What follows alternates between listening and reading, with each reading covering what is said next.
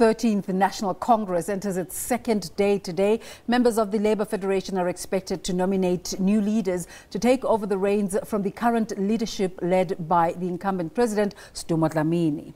Now, for more on what we can expect today, we cross live to our reporter Abongile Dumako, who's covering the Congress for us. Abongile, a very good morning to you. What can we look forward to today? Good morning, Blaine. Of course, what we're looking forward to this morning is the election of the new leadership of Trade Union Federation, Cosatu. We've spoken to Zingi Salosi just a couple of minutes ago, and of course, she's expected to be elected the first female president of this federation in its entire history. And of course, what is difficult actually to outline as to what are the other nominations. We're going to have to wait for the Congress to resume on its second day, because nominations will be taking place, as we are told by Zingi Salosi, on the floor. And of course, a lot is expected with regards to the fact that some support messages are expected as well from SACP. Dr. Blade Nzimande, Secretary General of SACP, is expected as well to take to the podium and of course send his support to this Congress that is happening since yesterday until Thursday. And of course, we did see that from yesterday, the political reports by Secretary General of Cosatu, Abongile, couldn't happen due to the fact that the Congress was delayed. And of course, we're expecting today as well that he does outline the political report as the Secretary General of this federation. So what was that reaction to that seemingly stirring speech by President Cyril Ramaphosa yesterday? I mean, he said that if there was any plot, there should be a plot against ending poverty. What's some of the reactions you've been hearing?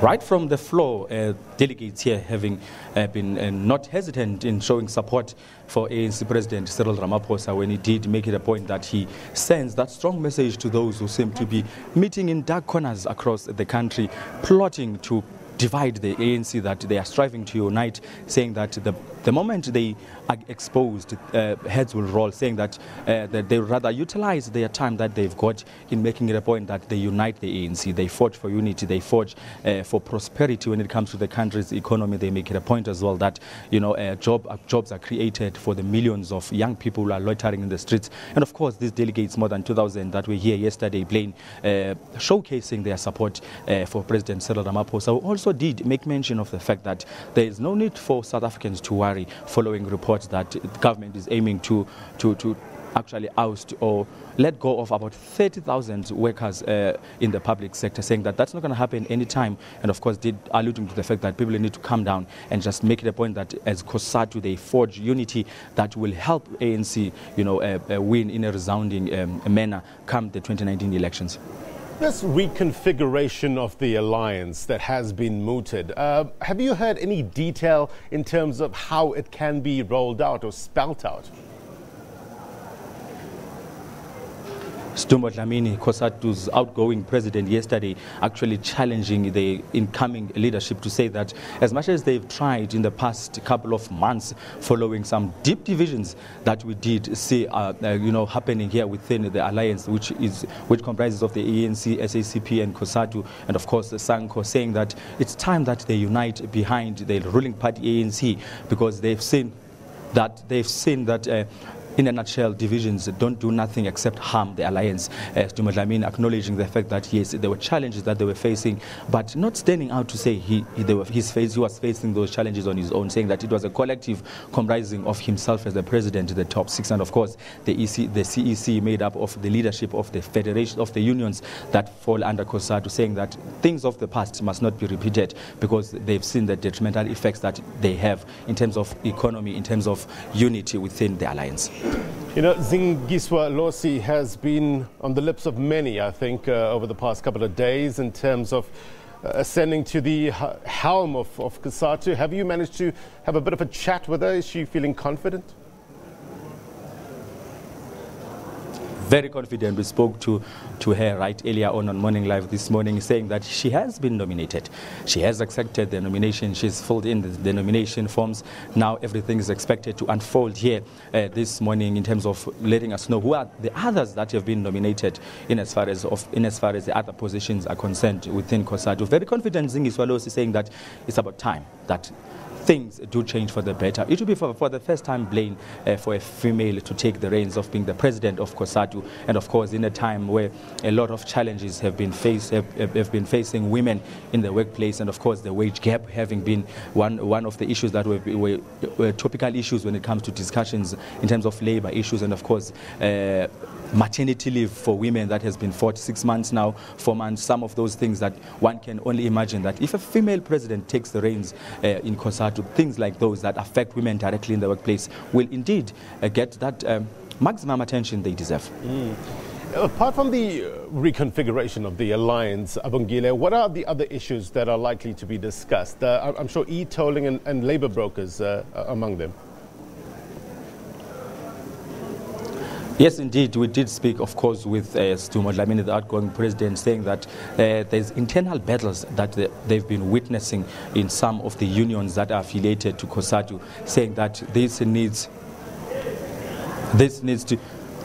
to happen in the sense that things need to be sorted out in as far as internal battles are concerned. Let's take a listen now to what this leadership had to say about this issue.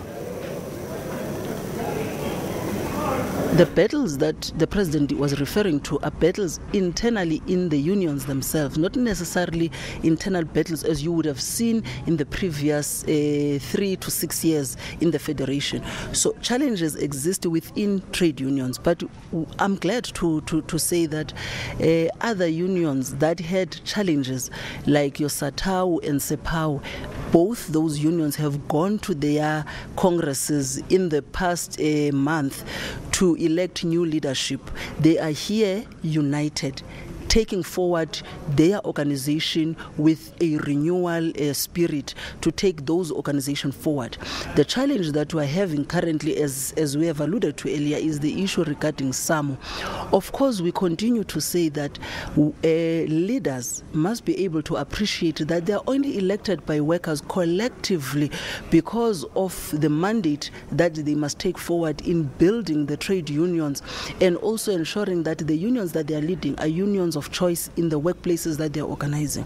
Nothing else should be preoccupying themselves. So Cosatu here in this Congress, we expect that this Congress is going to resolve in the constitutional amendment to give this federation powers to make a decisive intervention so that we are able to manage the difficulties that exist in different trade unions. Still on Sdumo Dlamini, speaking here yesterday, he did allude to the fact that it's time for one to say goodbye, while it's time for him to say goodbye. What legacy do you think he leaves behind in as far as having worked with him in these past 9 years is concerned? For the past 9 years that we have worked with the President Sdumo Dlamini, we have achieved quite a number of victories for workers, not only in the Federation but in the country as a whole.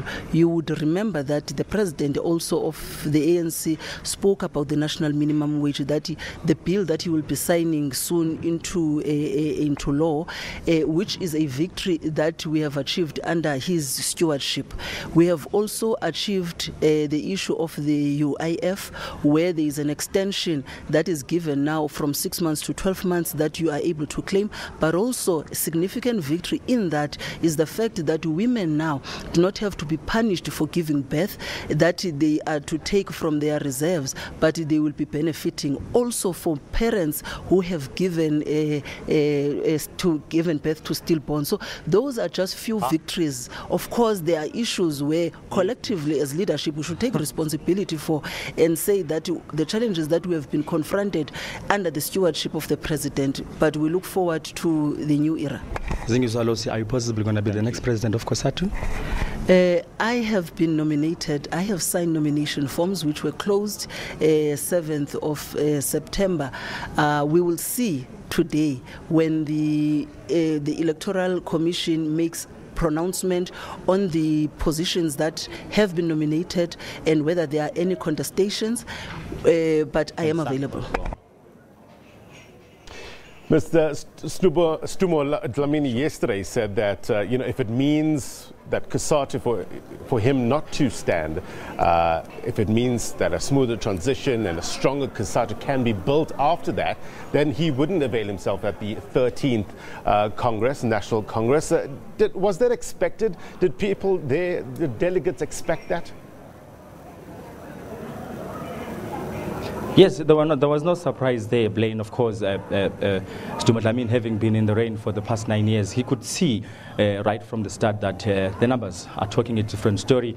You'll remember, of course, Zingiswalosi has been the preferred candidate for that position. So even building up to this Congress, it was quite clear from the onset that he's not going to stand a chance, as much as if he would have wanted to, because for the longest time he's been mum in as far as his position is concerned with this matter. But from yesterday, to an extent, there was no surprise there. People were expecting that he's going to have to back down and make way for the much anticipated female president of Cosatu. Abongile Dumako, thank you very much indeed for your time. We'll catch up with you a little later on as the Congress gets underway. Abongile Dumako live for us in Johannesburg.